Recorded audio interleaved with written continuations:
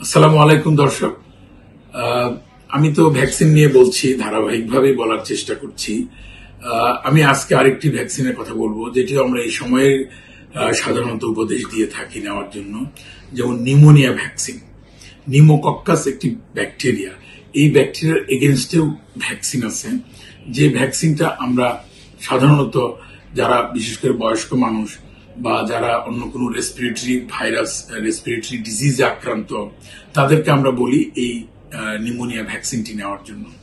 কারণ আমাদের দেশে আমরা যদি দেখি আমাদের, তাহলে বয়স্ক মানুষের যারা 65 and above years of age, তাদের প্রধান শত্রুটা হলো নিউমোনিয়া।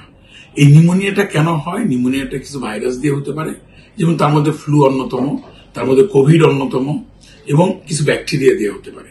সেই একটা ব্যাকটেরিয়া হলো তার মধ্যে নিউমোকক্কাস। সেই নিউমোকক্কাল ভ্যাকসিন আছে একটা, যেটি দিয়ে আমরা এই নিউমোকক্কাস দিয়ে যে নিউমোনিয়াটা হয়, সেই নিউমোনিয়াটাকে আমরা প্রিভেন্ট করতে পারি। এটির জন্য দুইটি ভ্যাকসিন নিতে হয়। এখানে একটা হলো পলিস্যাকারাইড ভ্যাকসিন আছে, আরেকটি হলো আপনার একটা 13 ভ্যালেন্ট ভ্যাকসিন, আরেকটি হলো 23 ভ্যালেন্ট ভ্যাকসিন। অর্থাৎ দুটি যদি আমরা কমপ্লিট করি, একটার মধ্যে 23 স্ট্রেনের এগেনস্টে প্রটেকশন দিচ্ছে, আরেকটির মধ্যে 13টি স্ট্রেনের এগেনস্টে প্রটেকশন দিচ্ছে। কাজে এই দুটো মিলে যদি আমরা নিই, তাহলে আমরা একটা ওয়াইড স্পেকট্রাম কভারেজ পাচ্ছি। তো এই জিনিসটাই আমাদের মাথায় রাখতে হবে। এটি নিয়ে আমি একটু জাস্ট আলোচনা করতে চাই।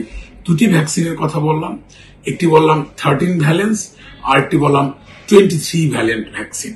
আপনারা জাস্ট এইটুকু একটু মনে রাখার চেষ্টা করবেন যে একটি 13 আর একটি 23, কিন্তু দুইটি কিন্তু দুই রকমের ভ্যাকসিন, বাট একই ডিজিজের এগেনস্টে ভ্যাকসিন দেওয়া হচ্ছে।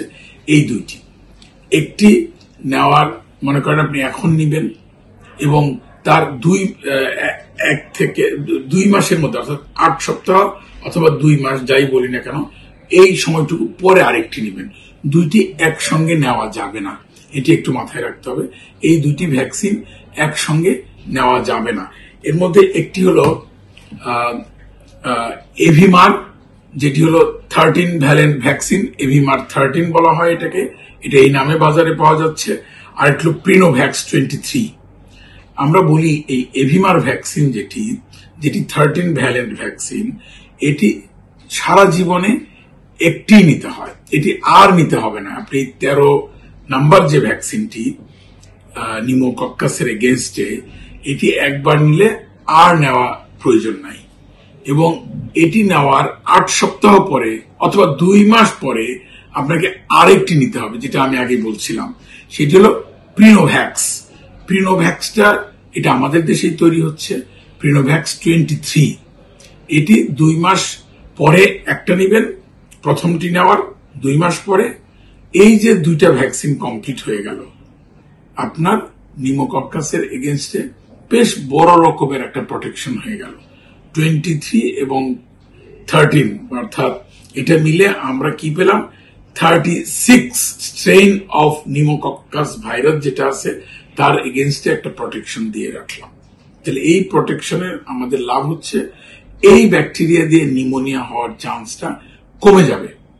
মনে রাখবেন যে এখানে দুইটি বললাম, যেটি 13 এটি জীবনে একবার, যেটি 23 এটি প্রতি 5 বছর পর পর আপনাকে নিতে হবে। এটি একটু কষ্ট মনে রাখার জন্য, কিন্তু এখন আমাদের মেডিসিনের ডাক্তার বলেন, মেডিসিন, রেসপিরেটরি মেডিসিন, বা যারা আজকাল মেডিসিন প্র্যাকটিস করেন, আপনারা যে কারো কাছে যেতে পারেন যে কি ভ্যাকসিনটি আপনি এই সময় নেবেন। তাহলে আমি কি ভ্যাকসিন বললাম? আমি আগের ভিডিওগুলোতে আমি বলেছি ফ্লু ভাইরাসের এগেনস্টে একটা ভ্যাকসিন নিতে হবে, এটি প্রতি বছর নিতে হবে। এখন এইটাতে আমি নতুন করে আপনাদের সামনে উপস্থিত করলাম নিউমোকক্কাসের এগেনস্টে, নিউমোনিয়ার এগেনস্টে ভ্যাকসিন। এটি একটি ইনজেকশন দিলে হচ্ছে না, এটির জন্য 2টা ইনজেকশন এটার ফুল প্রটেকশনের জন্য প্রয়োজন। প্রথমটি হলো 13 নম্বর, যেটা বললাম যে 13 ভ্যালেন্ট ভ্যাকসিন, সেটি আপনি প্রথম দিন দিবেন এবং জীবনে একবারই দিতে হবে এটি। তারপরেরটি হলো 23 ভ্যালেন্ট ভ্যাকসিন, যেটি আপনি 2 মাস পরে দিবেন। প্রথম 13 ভ্যালেন্ট দেওয়ার 2 মাস পরে দিবেন।